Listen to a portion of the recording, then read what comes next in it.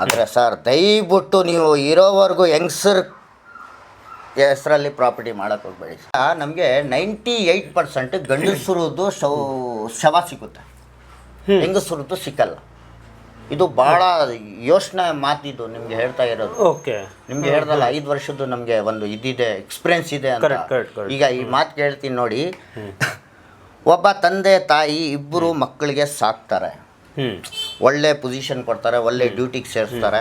ಆಗ ತಂದೆದು ವಯಸ್ಸಾಗಿರ್ತದೆ, ವಯಸ್ಸಾಗಿದ್ರೆ ಸ್ವಲ್ಪ ಕಚಾಪಚ ಇರ್ತದಲ್ಲ.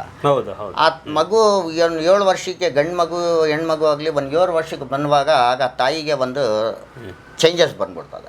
ನಮ್ಮ ಮಕ್ಕಳಿದೆ, ನನಗೆ ಈ ದೇವ್ರನ್ನ ಹಳೇದಾಯಿತು ಅಂತ ಸ್ವಲ್ಪ ಹಿಂದೆ ಗಂಡ ಸ್ವಲ್ಪ ಬ್ಯಾಕ್ ಮಾಡಿರ್ತಾರೆ, ಇವ್ರ ಸಪೋರ್ಟಲ್ಲಿ ಬರ್ತಾರೆ. ಆಗ ತಂದೆ ಏನಾರ ಸ್ವಲ್ಪ ವಯಸ್ಸಾಗಿರ್ತದ, ಆಗ ಸಂಪಾದನೆ ಮಾಡೋದು ಮಕ್ಕಳು. ತಂದೆ ವಯಸ್ಸಾಗಿರ್ತಾರೆ, ಅದು ಯೋಚನೆ ಮಾಡಲ್ಲ, ನಮ್ಮ ತಂದೆ ಹೆಂಗೆ ಕಷ್ಟಪಟ್ಟು ಸಾಕಿದ್ದಾರೆ ಅಂತ ಗೊತ್ತಿಲ್ಲ.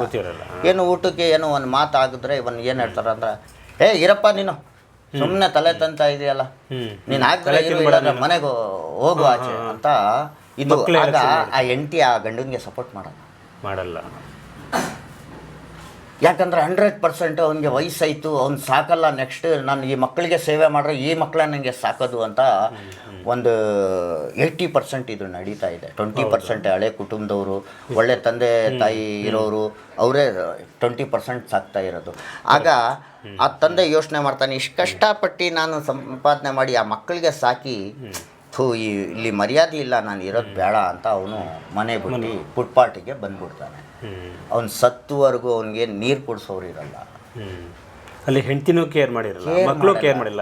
ಆ ತಂದೆನ ಕಷ್ಟಪಟ್ಟು ಅವನು ಏನು ಮಾಡ್ತಾನೆ, ಮನೇನೂ ಬೇಡ, ಪ್ರಾಪರ್ಟಿ ಇರೋದು ಬೇಡ ಅಂತ ಹೇಳಿ ಒಂದು ಮಾತು ಹೇಳ್ತೀನಿ, 20% ನಿಮ್ಮ ಹೆಂಗಸ್ರ ಮೇಲೆ ಭರೋಸೆ ಇದೆ, ನಿಮ್ಮ ಮಕ್ಕಳು ಬೇರೆ ಭರೋಸೆ ಇದೆ, ನಿಮ್ಮ ಪ್ರಾಪರ್ಟಿ ಅವ್ರ ಹೆಸ್ರಿಗೆ ಮಾಡಿ.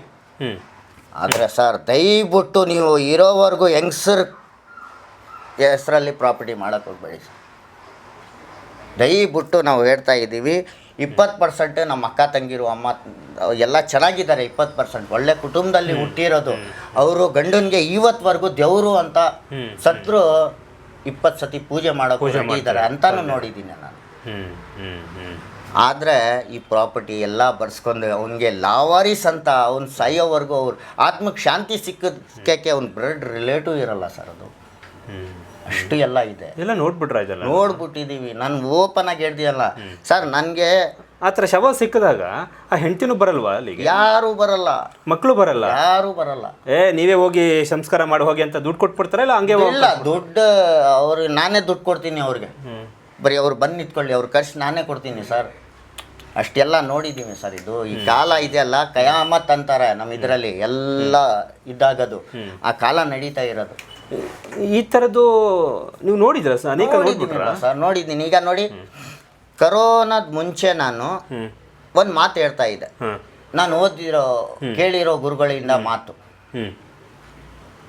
ನಫ್ಸಿ ನಫ್ಸಿಗ ಆಲಂ ಬರ್ತದೆ ಅಂತ. ನಫ್ಸಿ ಅಂದರೆ ಯಾರಿಗೂ ಆಗಲ್ಲ ಅಂತ ಕಾಲ ಬರ್ತದೆ ಅಂತ ನಾನು ಹೇಳ್ಕೊಂಡು ಬರ್ತಾ ಇದ್ದೆ. ಆಮೇಲೆ ಹೇಳ್ಕೊಂಡು ಬರ್ತಾ ಜನಗಳಿಗೆ ಅದು ಅರ್ಥ ಆಗ್ತಾ ಇಲ್ಲ. ಯಾಕಂದರೆ ಕಣ್ಣಿಂದ ನೋಡಿದ್ರೆ ಗೊತ್ತಾಗೋದು ಜನಗಳಿಗೆ, ಜೋ ದಿಕ್ತಾ ಓ ಬಿಕ್ತಾ ಹಿಂದಿಯಲ್ಲಿ ಹೇಳ್ತಾರೆ. ಆ ಥರ ಯಾರಿಗೂ ಅರ್ಥನೇ ಆಗ್ತಾ ಏನಿಲ್ಲ. ಕರೋನಾ ಸ್ಟಾರ್ಟ್ ಆಯಿತು ಸರ್. ಮೊದಲನೇ ಹೆಣ ಮೈಸೂರಲ್ಲಿ ಕರೋನಾ ಅಂತ ಹೇಳಿ 20 ಜನ ಬಂದು ಹೆಣನೂ ಬಿಸಾಕ್ ಹೋಗಿದ್ದಾರೆ. ಮೊದಲನೇ ಕೇಸ್ ನಂದು.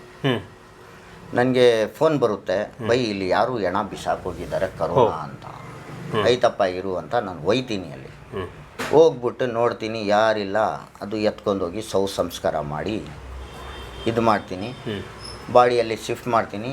ಆಗಲೇ ನನಗೆ ಮೆಸೇಜ್ ಬರುತ್ತೆ, 20 ಜನ ಬಂದರು, ಅವ್ರು ಐಡೆಂಟಿಫೈಕರು ಓಡ್ಬಿಟ್ರು ಅಂತ. ಅದು ಸಂಸ್ಕಾರ ಮಾಡಿದೆ ನಾನು. ಆಮೇಲೆ ಹೇಳಿದೆ, ಇವ್ರ ಮೇಲೆ ಆ್ಯಕ್ಷನ್ ತೊಗೋಬೇಕು. ಹೆಣ ಬಿಸಾಕ್ ಹೋಗಿದ್ರಲ್ಲ ಅವ್ರ ಹೆಂಡತಿ ಇವ್ರು ಎಲ್ಲ ಆಗಿದ್ರೆ ಅವ್ರಿಗೆ ಜೈಲಾಗಬೇಕು. ಕಾರಣ ಏನಂದರೆ, ಅವನು ಇರೋವರೆಗೂ ಎಷ್ಟು ಕಷ್ಟಪಟ್ಟು ಹೆಂಡತಿ ಮಕ್ಕಳಿಗೆ ಸಾಕಿದ್ದಾನೆ, ತಂದೆ ತಾಯಿಗೆ ಸಾಕಿದ್ದಾನೆ, ಅಣ್ಣ ತಮ್ಮದಿಗೆ ಸಾಕಿದ್ದಾನೆ. ಈಗ ಜೀವ ಹೋಗಿದ್ಮೇಲೆ ಅವ್ನಿಗೆ ನಾಯಿ ಥರ ಬಿಸಾಕ್ ಹೋಗಿದ್ದಾರಲ್ಲ, ಅವ್ನಿಗೆ ಆಕ್ಷನ್ ಆಗಬೇಕು ಅಂತ ನಾನು ಭಾಳ ಸ್ಟ್ರಾಂಗ್ ಆಗಿ ಇದು ಮಾಡಿದೆ. ಆವಾಗ ಏನದು ಕೇಸ್ ಸ್ಟ್ರಾಂಗ್ ಆಗೋ ಮುಂಚೆ ಇದು ಸ್ವಲ್ಪ ಜಾಸ್ತಿ ಆಗೋಯ್ತು.